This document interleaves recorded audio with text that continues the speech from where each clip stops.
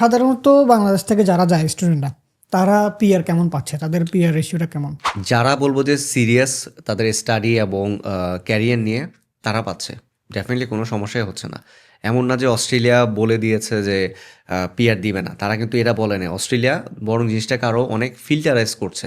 তারা permanent residency দিচ্ছে, but তারা এটা অনেক সিরিয়াসলি নিচ্ছে, অনেক ফিল্টারাইজ করে, অনেক মনিটর করে দেন আপনাকে পার্মানেন্ট রেসিডেন্সি দিচ্ছে। কারণ it's a Australian passport. So যেটাতে আপনি অনেক ভ্যালুয়েবল একটা পাসপোর্ট, যেটা র্যাঙ্কিংয়ে আই থিঙ্ক 7th or 8 নাম্বারে আছে ওয়ার্ল্ড র্যাঙ্কিংয়ে।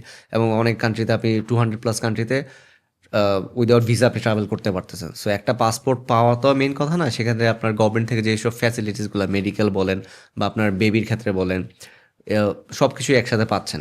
সো ওই জিনিসগুলো বা ওই ফ্যাসিলিটিসগুলো পাওয়ার জন্য একটা মানুষের ডেফিনেটলি মিনিমাম রিকোয়ারমেন্টস লাগে।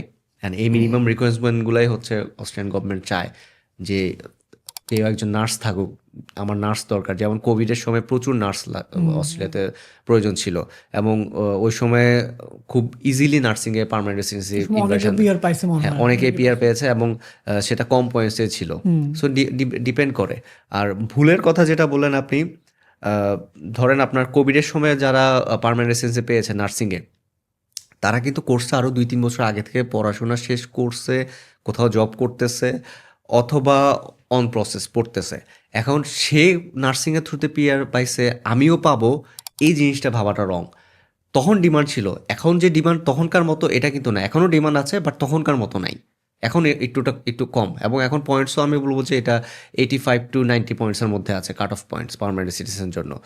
সো আপনি যদি চিন্তা করেন যে সে আমার ফ্রেন্ড কোভিডের সময় পার্মানেন্ট রেসিডেন্সি পেয়েছে নার্সিংয়ের থ্রুতে 70 to 75 পয়েন্টসে, আমিও এখন পড়ি, তারপরে আমিও পিআর পাবো। বাট আপনি পড়াশোনা শেষ করতে করতে তো আপনার ব্যাচেলার করতে তো 3 বছর চলে যাবে। দেন স্কিল অ্যাসেসমেন্ট আছে, আপনার আইএলসের ব্যাপার আছে, এখানে আরও 1 বছর। সো টোটাল 4 বছর আমি বলবো যে gone. So after 4 years same scenario থাকবে কি না, সেটাও একটা কোশ্চেন। যারা অলরেডি অন প্রসেসে আছে, বা যারা রিসেন্ট গ্র্যাজুয়েট বা নেক্সট 1-2 মাসের মধ্যে নার্সিং গ্র্যাজুয়েট হচ্ছে, তাদের চান্সটা তো অনেক বেশি আপনার থেকে। সো এই জিনিসটা আসলে লজিক্যালি একটু চিন্তা করা উচিত।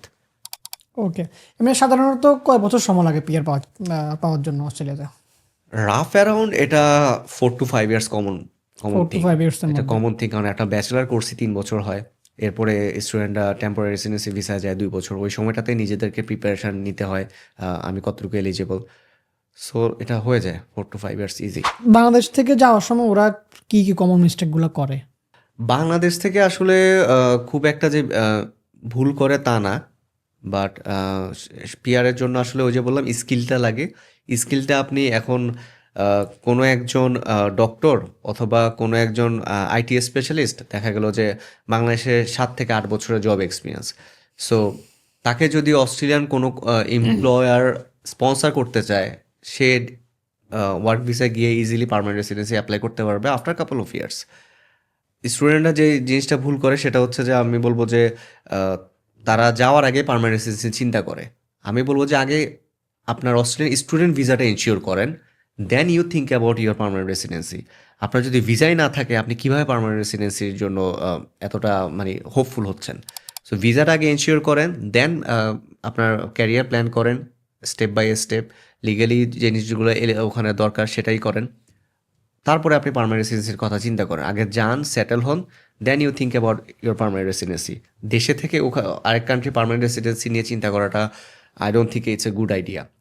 অ্যান্ড বাংলাদেশি স্টুডেন্টরা যারা যায় ওখানে, তাদের কিছু স্কিল আসলে শিখে নেওয়া উচিত। এখানে তো মনে করেন একটা গ্লাস পানিও আমরা ঢেলে খাই না, ফ্যামিলি মেম্বার আছে। বাট ওখানে তো আপনার রান্না করা থেকে শুরু করে কাপড় ধোয়া যাই হোক, নিজের কাজ নিজেই করতে হয়। সো বেসিক যে স্কিলগুলো আছে এগুলো একটু প্র্যাকটিসে নিয়ে আসা উচিত আপনাদের। যখনই ভিসা অ্যাপ্লিকেশন প্রসেস করবেন তখন, প্লাস আপনি ইংলিশটাকেও একটু আয়ত্তে নিয়ে আসা উচিত। ড্রাইভিংটা শেখা উচিত, উইচ ইজ ভেরি ইম্পর্টেন্ট। এটা সবচেয়ে বেশি ইম্পর্টেন্ট, ড্রাইভিংটা। হ্যাঁ, বিকজ আমাদের বাংলাদেশের ড্রাইভিং লাইসেন্সটা কি ওখানে গিয়ে অ্যালাউ করবে? হ্যাঁ করবে, বাট সেটা ফর 6 মান্থ। আফটার 6 মান্থ আপনি ওখানে অস্ট্রেলিয়ান ড্রাইভিং লাইসেন্স নিতেই হবে, দ্যাটস ম্যান্ডেটরি। সো 6 মান্থ পর আপনার এটা ইনভ্যালিড হয়ে যাবে। বাট ইনিশিয়ালি অ্যাটলিস্ট আপনি যাতে ফাইন্যান্সিয়াল কোনো ধাক্কা না খান, সেজন্য হলো আপনার ড্রাইভিং লাইসেন্সটা করা উচিত, যাতে আপনি মিনিমাম ফুড ডেলিভারি করেও যেন আপনি আপনার খরচটা চালাতে পারেন। কারণ ফুড ডেলিভারি তো এটা এই জবটা তো কেউ কাউকে দেয় না, you just need to register yourself and start your work. So আপনি নিজের খরচটা নিজে চালানোর জন্য ড্রাইভিংটা করা, ড্রাইভিংটা করা জরুরি।